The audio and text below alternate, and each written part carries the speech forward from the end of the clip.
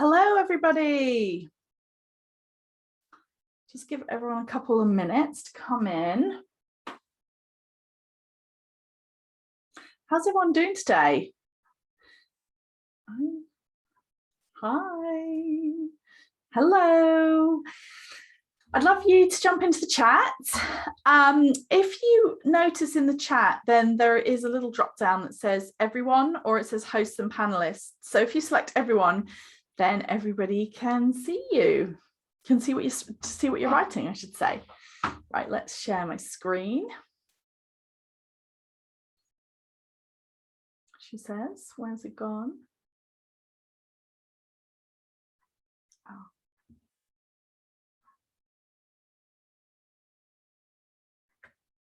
Hello, hi Christina, hi Lee, hi Jenny. Okay, here we go. Share. Present. Right, let me just get the chat up as well so I can see that too. Hi, hello everybody. So excited to be here. Thank you so much for joining me this afternoon. Let's have a look. Yep, I'm all good. I can see the chat and I can see the screen. Excellent. I hope you guys can all hear me okay. I just wanted to let you know that I've had a little bit of the internet gremlins today. So a couple of times today I've been doing calls and it's frozen for just like 30 seconds, not even that. If that happens, then I apologize in advance, but please don't go anywhere. Don't panic. It is just a question of me needing to everyone just holding fire for a couple of seconds and it will come back. I'm not sure why. I think Virgin Media is having a bad day. Always the way, isn't it? So where is everybody watching from? I see Joe. Hi, Joe. I'm in Southeast London. I have my blind down because it's a really sunny afternoon and the sun shines directly through my window. NYC, how exciting. Bristol. I haven't been to New York in a while. My husband's actually American. He's going there tomorrow. So West Sussex, wonderful. Peak District. Has everyone else got sunshine too? It's a really beautiful day today. Very, very, very sunny in Cheshire too. Okay, Rebecca's in Ireland. Hello from Ireland. So, okay, let's jump in.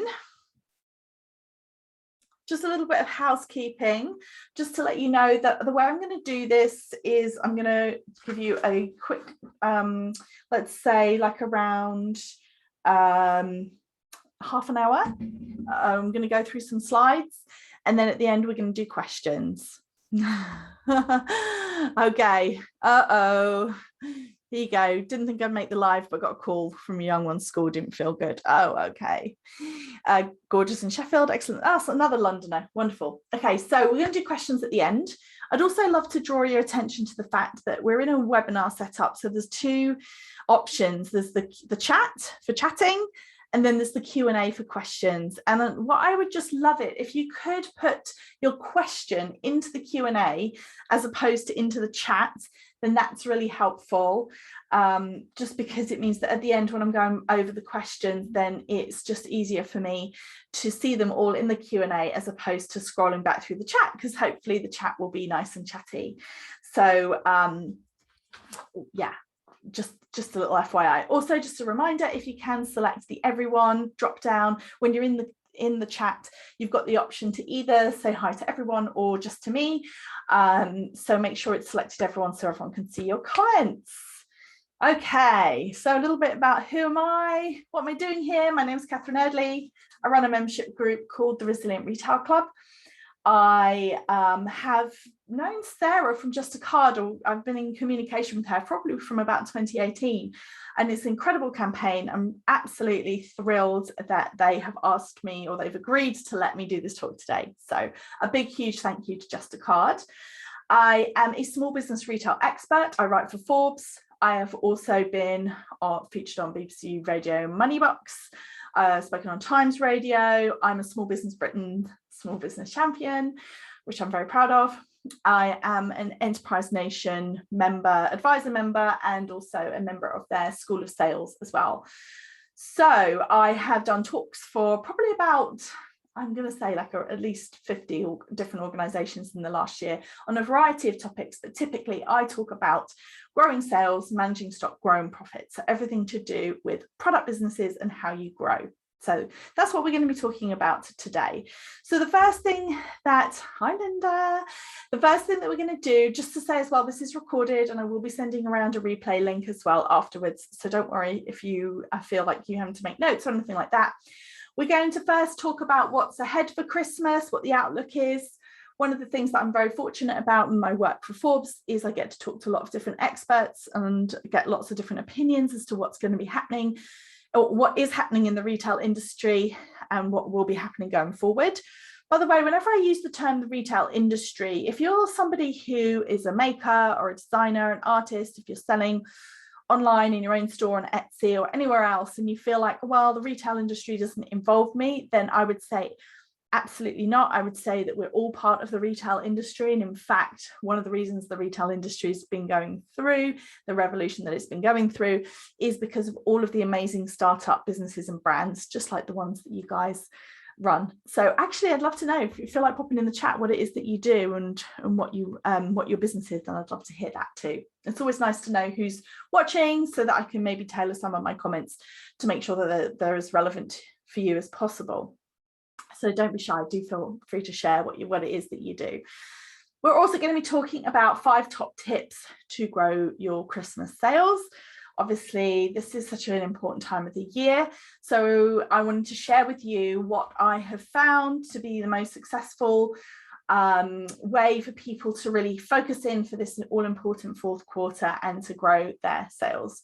Christina sells crochet kits. Oh, fantastic. I have got zero crafting talent. I would just like to put that out there. I have nothing but respect for people who craft and make. It's not just, I can bake. That's my talent. Design and create uplifting t-shirts and bags. Fantastic. Biomed student with a card business to help pay my way through uni. I love it. That's fantastic. Origami artwork, vintage online shop, after closing bricks and mortar. And that sounds fabulous. Rock Follies, ethical and sustainable jewelry designer, maker, and greetings cards. Wow, fantastic, wonderful. You guys are my kind of people. I love it. Okay, table favors, especially popular at Christmas. Oh yes, I am absolutely sure. So what's in store for Christmas 2021? Well, what do we know so far? Well, the first thing to say is that this Christmas, just like every Christmas, we're expecting to see around 1/3 of all the money spent in retail in the entire year will happen in the 6 weeks in the run up to Christmas. So from mid-November to end December, those 6 weeks, sometimes known as the golden weeks in retail, will represent as an entire retail industry, it will represent around 1/3 of all the money being spent will be spent in that 6-week period. So that really kind of puts it into perspective, what kind of pressure is on that 6-week period.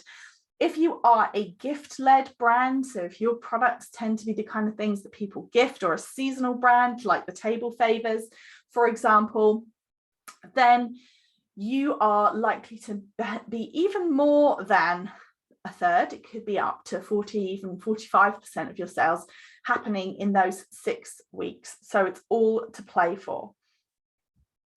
What do we know specifically about Christmas this year? Well, the forecast is that there will be a modest growth, so 0.5% year-on-year growth. That's what YOY stands for, year-on-year, a year-on-year growth in non-food. So the reason that they split out food and non-food is that it's looking likely that food spend overall is going to be down at Christmas.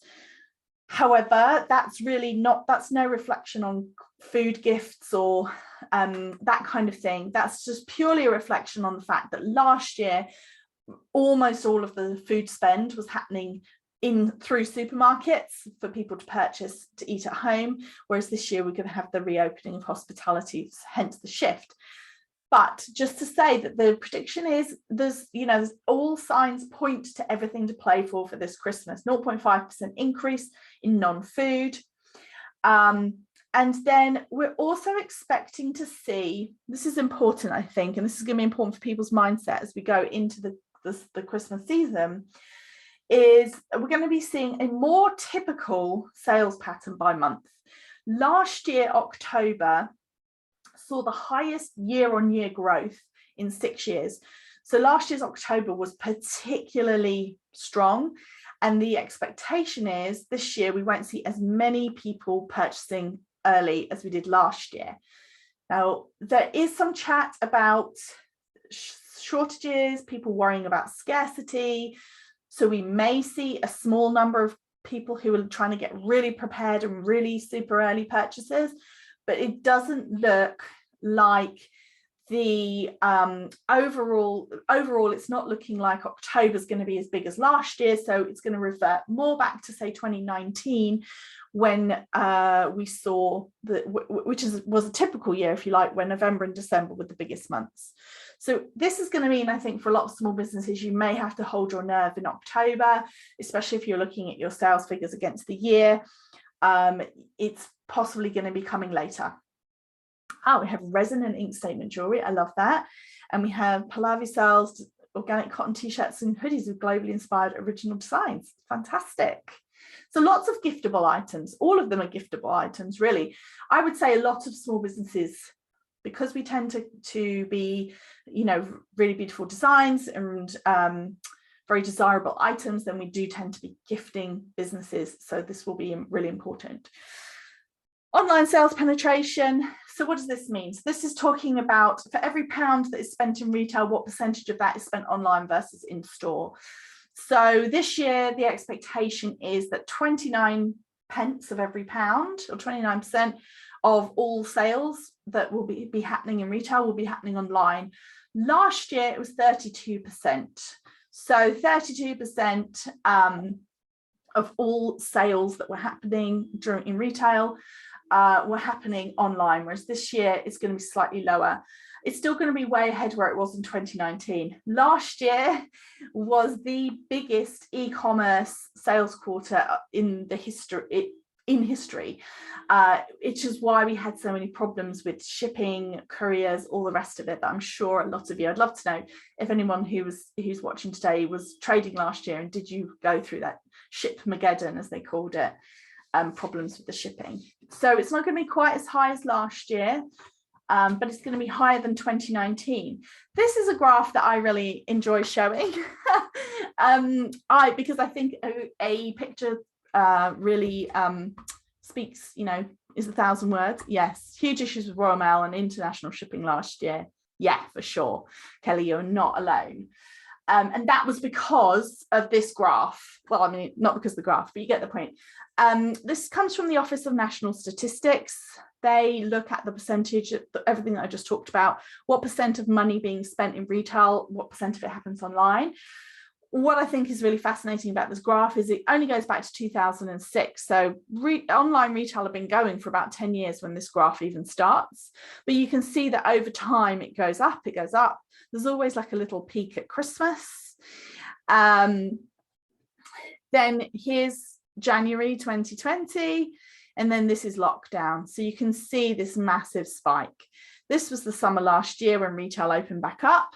This was last Christmas, and this is why last Christmas was so hard, and Kelly had a nightmare with Royal Mail and everything else. Another took a week to arrive. Yeah, I think there were people, so Janny was saying that that there was great inconsistency with the deliveries. Yeah, I mean, people were telling me in March that stuff was arriving from that Christmas. It was just crazy. So this is what happened last year. You can see the real peak. This is what happened this year, which is why so many people, you may have heard some panicking about the way that it's been, you know, the way that the spring went after things started reopening, it dipped back down. But if you look at 2021 compared to 2019, you can see that even though it's down from the height of lockdown, it's still way above 2019. In fact, a lot of people think the pandemic accelerated the online retail trend by 2 to 3 years. So it's about 2 or 3 years ahead of where they thought we'd be at this point. And you can see on this graph, you always get these little peaks in December. So it's likely that this will go back up, and they're thinking it's going to be closer to 30%. So it'll be more online compared to offline than last year, than it is currently, but not as high as last year, but way above 2019. I think these things are all really important to think about, just because it's useful to know what the context is. And when you hear people talking about things and, oh, online's been slow and all the rest of it, I think it's really useful to sort of understand that this is all part of a bigger picture, which is why I like to share these graphs and talk about these kind of things in these talks. So let's jump into then the 5 top tips. So if everybody's watching this here is convinced that, yes, okay, it's all still to play for Christmas. There's been no indication anywhere that I've seen that that there's going to be like a real drop in customer spending. Everything's suggesting that it's going to be level with last year. And everything as well, just to say that, you know, small businesses, people want to shop more and more with independents, small businesses, local businesses. All of those things, the customer has really adopted the mindset that shopping small and supporting independent businesses is a good thing to do. It makes them a good person. So once the customer adopts something as a positive mindset, that says something positive about them, then they are likely to continue to keep doing it. So we know that the customer is not only like going to be spending this Christmas, but they're going to be looking to spend as small and independents. So it's all to play for. It may just come a little bit later than last year. So what can you do to help you get ready and help you grow your sales? Well, so I said I was going to run through 5 tips. The first tip I can give you is make a plan for Christmas. Make a very specific Christmas plan for your business. Why is that important? Well, why does that help grow sales? Because humans are goal driven. We like to have something to aim towards. And it also helps you get really clear on what you're actually trying to do in the business. So set yourself a sales goal. Tell yourself how much you want to make per month. You can even break it down by week if you're feeling, if you like to look at it at that level. But just know, how much do you want to be selling this year? So you've got something to benchmark yourself against, and you can make adjustments as you go along. You're doing better than you thought you would. You're not doing as well as you thought you would. Where are you? But if you've set yourself a goal, then it gives you something to aim for. Plan out your messaging. So that's another key one to plan out. So your messaging literally means, what are you going to be talking about each week? If you map out, the best way to do it, in my experience, is to take October, November, December, a 12-week time period, and look at it week by week and just ask yourself each week, what am I going to be talking about? So inside my membership Resilient Retail Club, I have different courses and different templates. And one of the templates I use is called a trading calendar. And it allows people to slot in each week what the theme is that they're going to be talking about, because it helps you get clarity behind your messaging, which helps you grow sales because your customer knows what you're trying to push. It also avoids you talking about more than one thing at a time. So generally speaking, if you can devote a week to one particular thing that you want to talk about, whether it's a product launch or a particular product, it just avoids mixed messaging, and it just generally helps you get a sense of the flow. And it also means that you're not scrabbling around during your busiest time period trying to work out what to post. It also allows you to think about your promotional strategy. So when I say the word promotion, I do not mean a discount, not necessarily. A promotion is simply a conversation that you are having with your customer. It could go anywhere from a giveaway or a competition, which obviously is not discount led at all, up to something like a blanket discount, 20% off everything. Those blanket discounts are the ones that you want to really limit how many times you use them, and you would really, or even if you use them at all. A lot of people, small businesses, just aren't in a position to offer those kind of blanket discounts. So by mapping out your promotional strategy week on week, you can check that you've got a conversation that you can have every single week with your customer. So is it a gift guide? Is it your top picks for your gifts? Again, it doesn't have to be promotional. Is it going to be a free shipping offer or something just for your most loyal customers? And or is it going to be a launch product? So a launch discussion. So for example, if you map out that 12-week period, when are you going to be launching your Christmas products? When are you going to be talking about them when you're going to be opening your Christmas shop, as it were. And mapping all of that out ahead of time means that not only have you got a plan, not only can you benchmark yourself against how you wanted to do, but you've got that clarity, and you can actually see as you progress through that time period from October, November, December, what you want to be talking about each time, and you're not trying to talk over yourself, not trying to talk about too many messages at the same time. I'd love to know if anyone watching's already made themselves a plan. Some people love it and they'll already have a plan, and some people just totally wing it last minute. So I'd love to know where you sit on that spectrum. But planning helps grow sales 100%. I had to put this in. It's an old chestnut, but if you fail to plan, you plan to fail. And it is definitely something that will help you stay focused, and it will help you stay clear on your messaging. And those two things alone can have a big impact on your sales. Joe started. Kelly says, I have a plan, but want to see what you say first. Okay. let's see what I say. Launching Christmas designs next Friday. So exciting. Okay, so what's the next tip for growing your sales? What is really, I think for this one, it's about focusing on, I just called it know your heroes.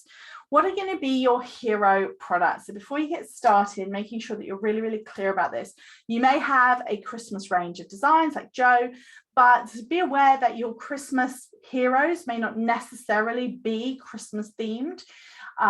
It could be something that they could obviously be Christmas themed, but you really want to focus it around gifting. If you've got a bestseller that's a bestseller throughout the year, why not offer it up at Christmas as your gifting option, as long as it's giftable? So for example, if you are a candle brand and you have a best-selling fragrance, then that could be your hero product because you know everyone loves it. You could have an element of Christmas packaging. So sometimes people with candles will put like a belly band or something around the candle. But before you kind of get too far into the Christmas season, part of your planning process should be knowing what your heroes are. And then really making the gift offering clear. So talk about your wrapping. If you have a card that you can write for people, can you send it direct to the recipient? People are very, very time poor. So you want to get, number one, ask yourself what your Christmas gift option is and what your hero products are. And then you want to just make sure that it's so obvious to the customer. Can you put a banner on your website that says gift options? We wrap it, we send it, we write the card. The customer doesn't have time to look around and ask themselves if they are, if you're going to offer what they want. So just be aware that you've got seconds when people arrive on your website to really understand, do they offer these gifting options? I remember last Christmas, I was looking to buy somebody a present and I went on to a candle brand, and I'm using candles a lot in this example. But they may well have had gift options, but I was just in a real hurry and I didn't have a chance and I couldn't see them immediately. So then I went somewhere else that I knew did have gifting. So gifting first. Make it really focused on that. Think about somebody like Neil's Yard Organics or L'Occitane. I always think of those brands that when you walk in there at Christmas, everything is in gift sets because they just want to make it so obvious and so clear for everyone what they need to be purchasing, what they should be purchasing. And it really just gives your customers time poor, so help them make it really, really obvious.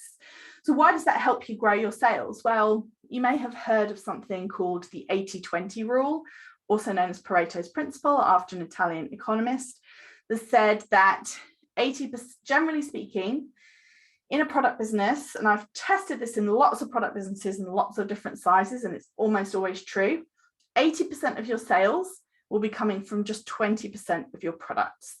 So when it comes to Christmas, the likelihood is 80% of your sales are going to be coming from just 20% of your products. So know what those 20% are, or make your best estimated guess.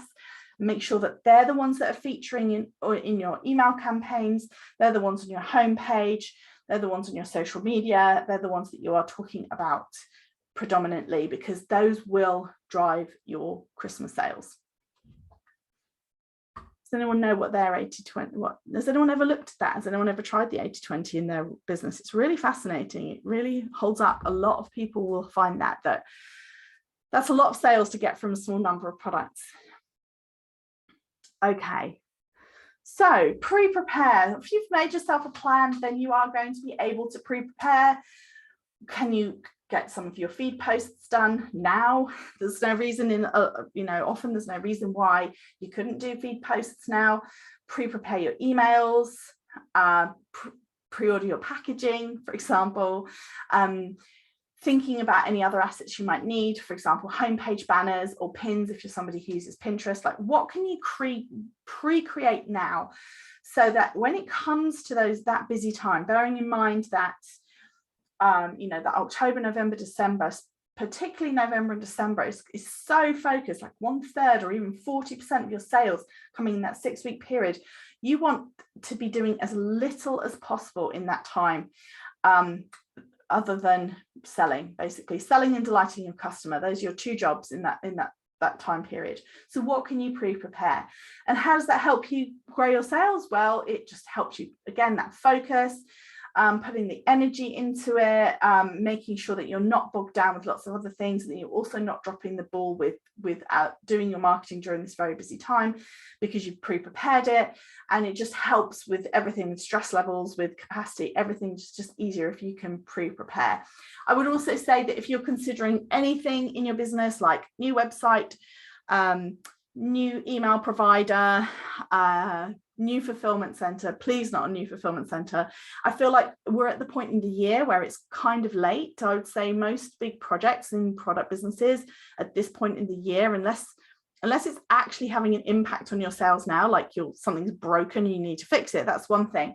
But otherwise, like a big project, you want to move that to January, because we're at this time of the year where it's got to be so focused in on the selling, because that is how you drive your sales at this time, is just by having that laser focus and moving everything else out of the way. Another tip for sales growth. This is one that is, this is an interesting one, because there's been so much chat about Instagram. I don't know if you guys are on Instagram, if you guys have been hearing all of this chat as well about the fact that overall, generally speaking, the engagement is shifting away from photos more towards video. People have very mixed feelings about it. There seems to be a lot of talk about it. So tip number 4 is don't put all your eggs in the Insta basket. I always say to people, Instagram is not a sales strategy. It's one tool in your toolkit. So definitely when it comes to growing your Christmas sales, if you're focusing all of your energy and your effort into Instagram, but you're not sending out any emails, for example, you don't have an email list, or you haven't built an email list, or you've got a list, but you're not sending any emails to it, then it's time to think about, can you redistribute some of the time and effort and focus in your business? Sometimes it's about different sales channels. So for example, hopefully, fingers crossed, we'll see the return to physical events now. So can you make sure that if that's part of your business and it works for you, have you looked into the options for where you could sign up for one, for example? Different sales channels. Something like Etsy? Could you put, if you're somebody who wholesales, have you gone out to all of your wholesale customers and told them about your products, for example? So thinking about not just your own website, but other sales channels as well. That's an interesting one to think about for Christmas. Email, as I mentioned, that is so critical. You are talking directly to the warmest part of your audience. So cold audience is someone who's never heard of you before and just hears about you for the first time. And then the more that they interact with you, then the more they become warm.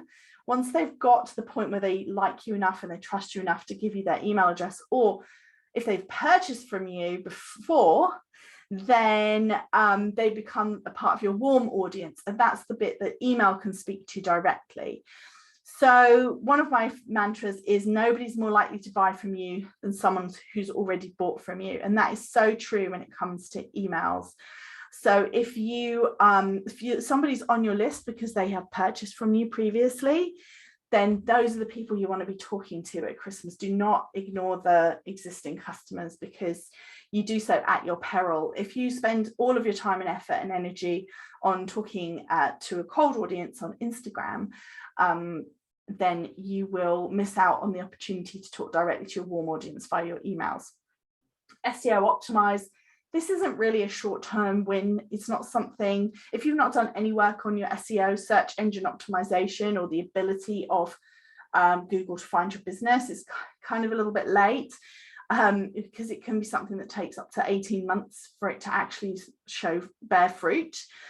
But just be thinking about things like, you know, if somebody searches for stocking fillers, is that, have you looked at things like your website descriptions? Do they say things like stocking fillers, gifts for her, gifts under £25? Have you added into your description things that people are going to be looking for at this time? And if you're ever not sure what your customer's looking for, then think about, what would you be searching for? What would you be searching for in order to come across your products? Press features is another one.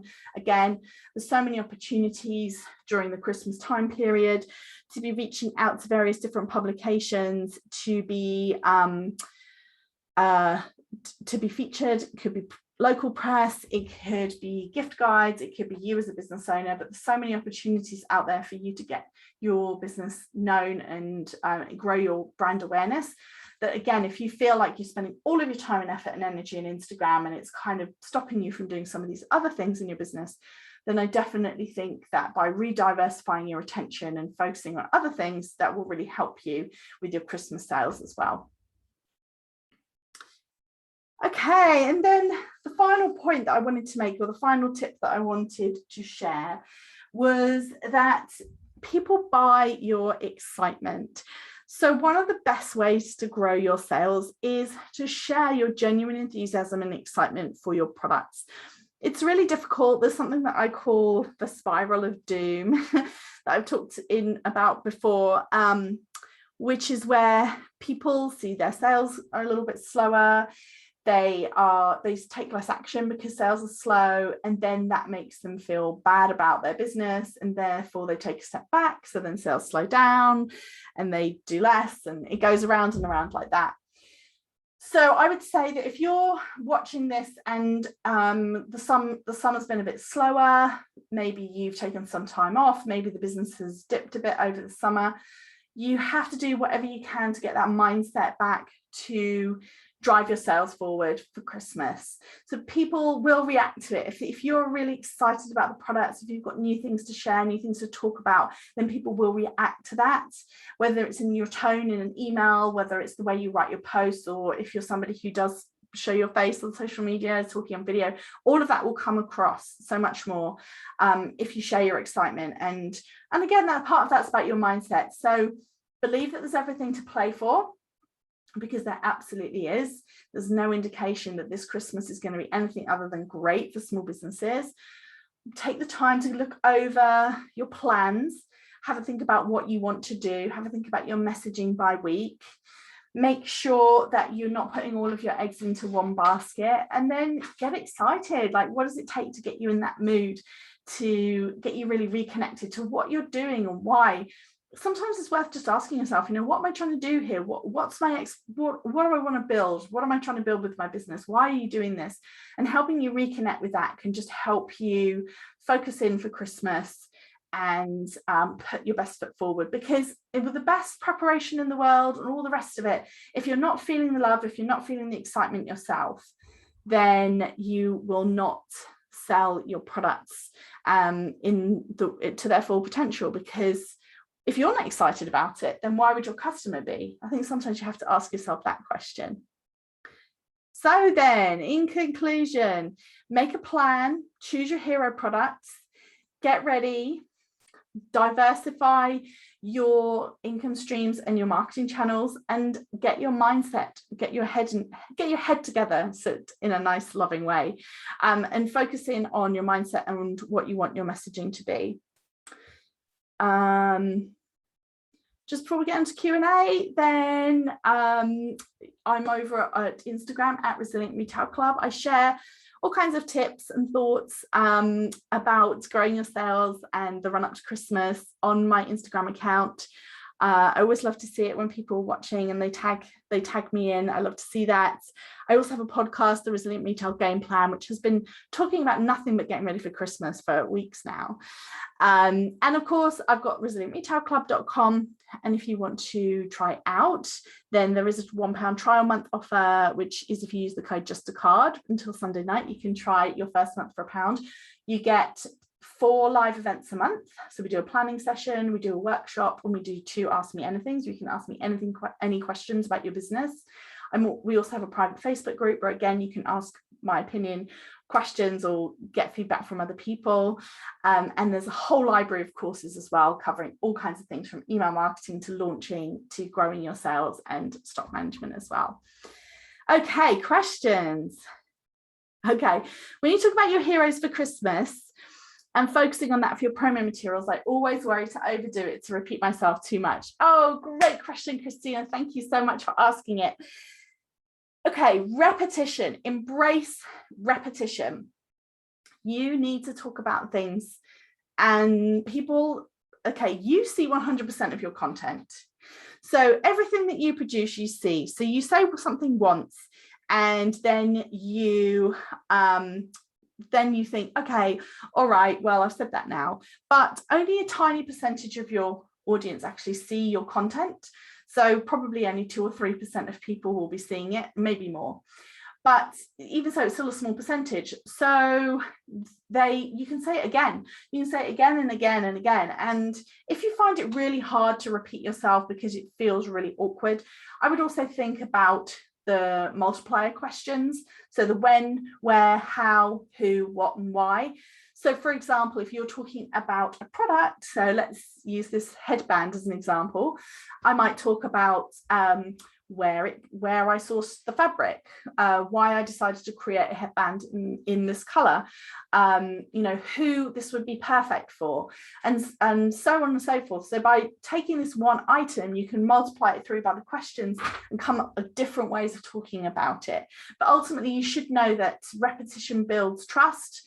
People need to hear things 7 to 10 times before they even register that they've heard it before. Think about all of the big brands. Like, you never think to yourself, oh, that Coca-Cola, well, okay, maybe we get a bit fed up with the Coca-Cola ads over and over again at Christmas, but you know, you have to see them a lot of times before you get fed up.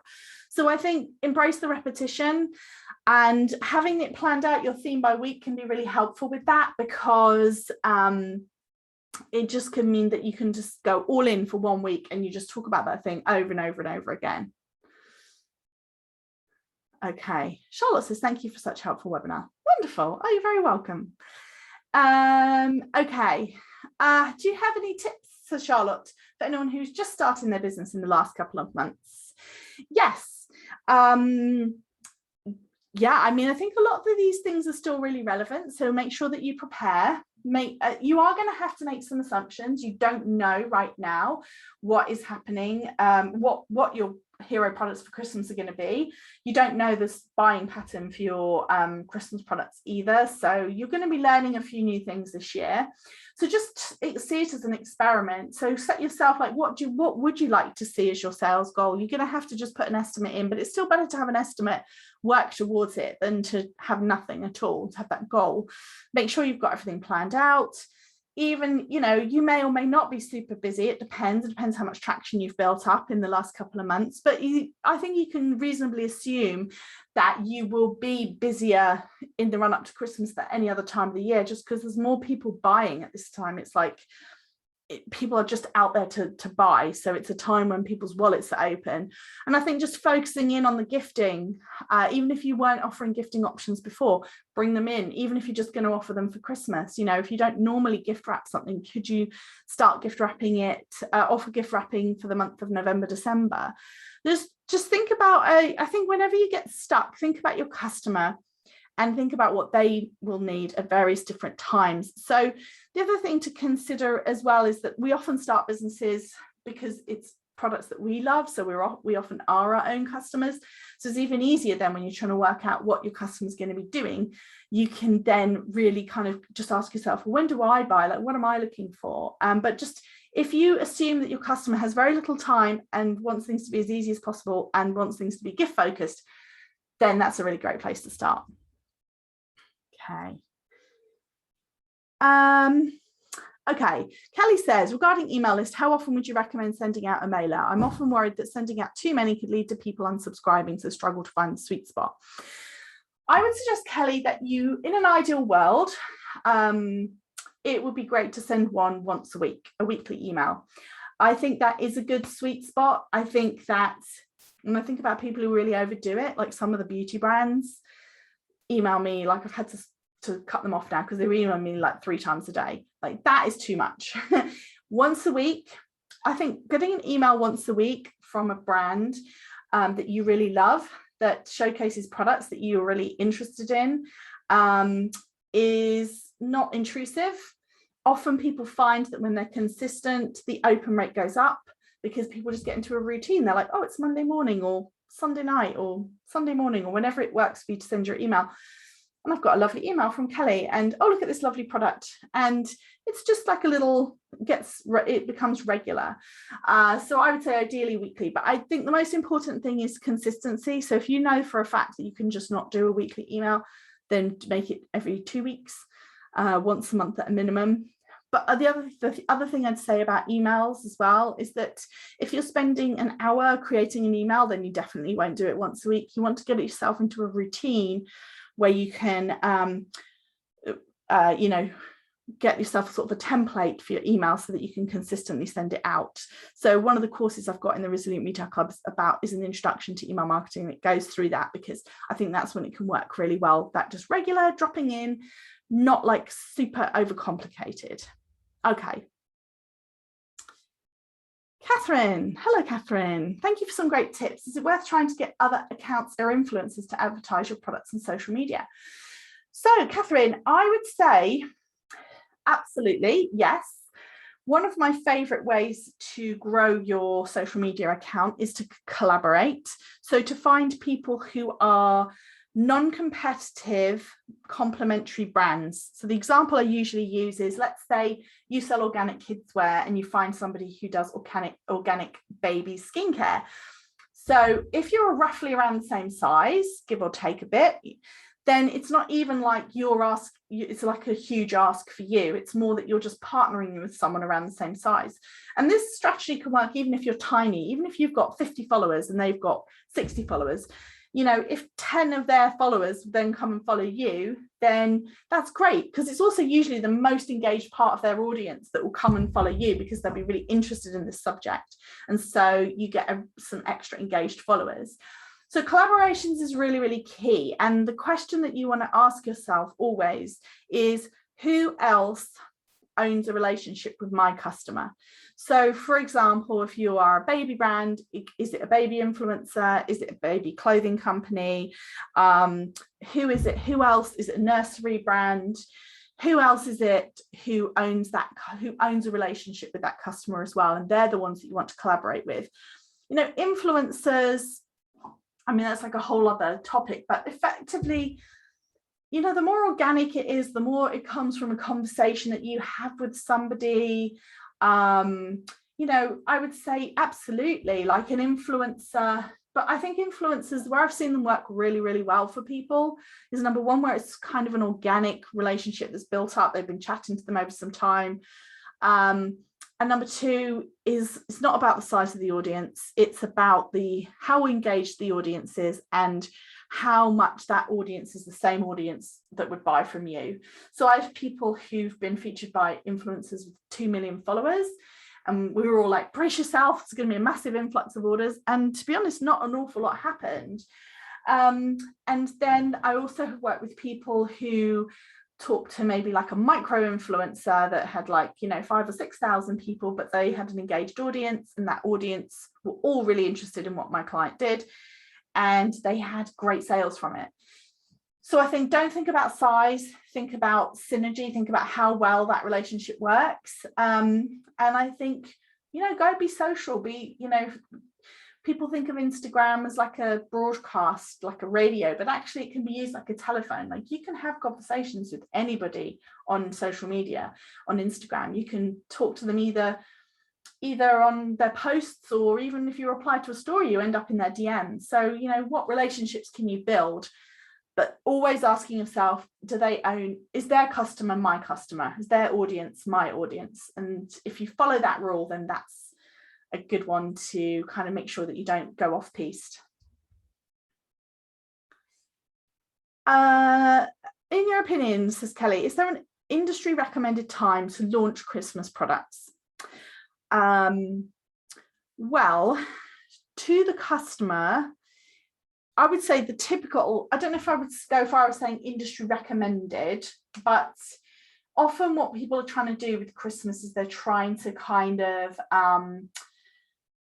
capture that early traffic, because there will always be the people who purchase early, because some people are just super organized and like doing it that way. But not maybe, but so I would say a lot of people will be launching kind of mid-October, even if they're not going like full on with their messaging Christmassy. At that point, they probably will have it live on their website. And then typically it's like Halloween's over, it's a Christmas free-for-all. So from early November. And I would say if you're somebody who wants to get the products up and on the website earlier, but you don't want to change your messaging, I think that's where planning out your messaging by week is really helpful. Because, for example, let's say you're a brand who does a load of homewares and gifts. You could perhaps do something like get all of your product up on the website for that mid-October point. And then when you come back, when you kind of like come back from Halloween, after Halloween, you could then do like a product spotlight. So you could say like the first week it would be all about gifts, and then the second week it would be all about homewares, for example, or like even pull out an individual product and give an individual product a spotlight a week in the run up to Christmas. So I think generally speaking a little bit earlier, so say mid-October, but then it's typically early November that the messaging really switches, if that makes sense. Wonderful. Okay, well, thank you so much, everybody. Thank you so much for being here. It's really great to chat with you all today. As I said, if you want to come over to Instagram and say hi to me, I'm at Resilient Retail Club. I'm always happy if people shoot me a DM afterwards. If I switch off and then you're like, oh, why didn't I ask that question? Then just give me a shout. And if you think of a question afterwards, then as I said, shoot me a DM and I'll be happy to answer it. And as I said, I'm sending out an email replay later with the link to the club. So if you want some extra support, cheerleading, and there's about 300 of us in the group. So if you want that support and cheerleading in the run up to Christmas, then you know where we are. So have a wonderful day. Bye.